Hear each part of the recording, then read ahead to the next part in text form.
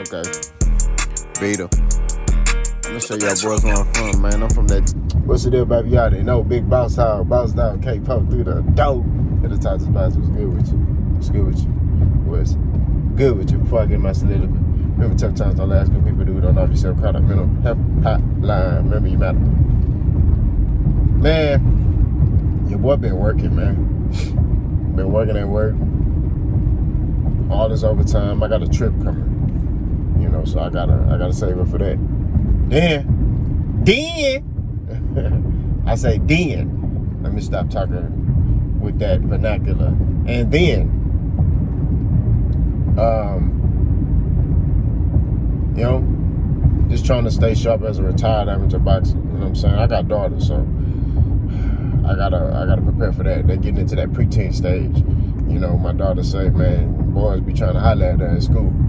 You know what I'm saying? So, you know, I'm like, all right, let me keep these hands right. You know what I mean? Just in case, you know, somebody's son want to get slapped. No, that's but no, I'm serious. Anyway, Boots Ennis, man. We're gonna talk about Boots today. But before I get in my soliloquy, remember, tough times don't last. Good people do. Know of yourself. Caught a mental health hotline. Remember, you matter. Now I got a video coming about Boots signed it to Metro, right? The question I have is, was it the right decision? Was it the right decision for Jaron Ennis to go ahead and go sign with Eddie Hearn, right? Because I really start sitting there and I'm analyzing the landscape of what Eddie Hearn has to offer, and I'm like, he don't have nothing. You know what I mean? He don't have like no top fighters. Who he gonna fight? Right? I mean, who you gonna fight? That's the question. You know, I would say Josh Taylor, but I think Josh Taylor is rematching the dude. You know, he rematching him. So, and then you could say Conor Ben, but you know, Conor Ben can only fight over here, and it's not really a market for Conor Ben over here. You know what I mean? And so, how does that help Jaron Ennis? You know what I mean? I don't feel like that was the right decision, right? Now I get it. I see why he signed with Eddie Hearn, right? Eddie Hearn gonna have him fighting a lot. Boots just want to fight. He just want to fight, and he wants to basically be in the ring more often. He wants to get in there, and he wants to fight,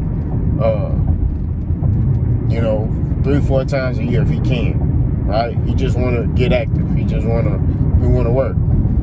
The problem with that is, it's kind of like stat padding in basketball, right? You getting all these wins against no-name guys, right?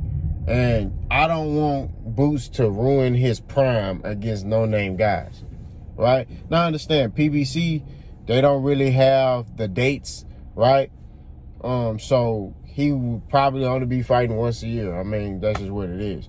Now, granted, the thing with PBC is you're going to fight once a year, but you going to fight Godzilla. That's what it is. In the words of Adrian Broner, you're going to fight another top fighter, right? And that's what we want for Boots now, right? I don't want to see Boots in there with a no-name guy. I'm sorry, I just don't. And I know he just want to fight and he just want to be as active as possible. But I feel like he going to ruin his prime fighting no-name guys. That's just what I believe. You know what I'm saying? Boots is a young fighter. This is around the time he got like 31 fights, I think, and 28 KOs, or 29 KOs. He should be, at this point in his career, he should be fighting names, top guys. You know what I'm saying? And I get it. Some of the guys didn't want to fight him. You know what I mean? But now's the time. You know what I mean? Now's the time. He gonna have to get out of his comfort zone just a little bit. Errol had to do it. No, look, Errol Spence, man, when he was coming up, nobody wanted to fight him, man. Everybody was like, you know what I mean? Then he got a belt. You know, that's when he became an option, right? But even then, when he got a belt, they still was kind of like, he had to still have to build his brand and build his platform up for them to want to take that risk and be like, okay, he making a lot of coin, he getting a lot of eyes on him, pause. He got a good following. Like, yeah, I'll fight him. You know what I mean? Whereas Boots, they just don't want to fight him because they see, this dude here, man, he can do everything. He's a complete fighter. Slick, can fight on the inside, fight on the outside, fight mid-range, can counter punch you, got power, big welterweight, look like a middleweight. You know what I'm saying? Like, light on his toes, showboaty, got good showmanship, good ring generalship. Like, bro, is coachable, listens to his coach, right? Like, bro, what more can you ask for from a fighter? So, Boots,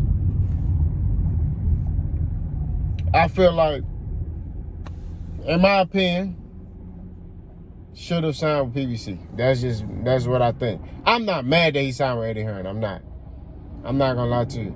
I'm not mad he signed with Eddie Hearn. I understand. Like, don't get it twisted. I definitely understand. But I want to see Boots in there with some dogs. You know what I'm saying? I want to see Boots in there with some names. You know, the Stanionis of the world, heck, I know Speedy Rashidi took a loss, but hey, Rashidi Ellis, you know, and then, Keith Thurman, you know, that's what I want to see. I want to see that. You know, I don't want to see him in there with the Liams and the Smiths and the Chips and the Tips and the dirty, buttery, dookie mouth teeth. I don't want to see that. You know what I mean? So, but the question I have for y'all, did Jared Boots Ennis make the right decision? This is an open-ended question. There's no right or wrong answer. I gave my opinion, you give yours. Boss down.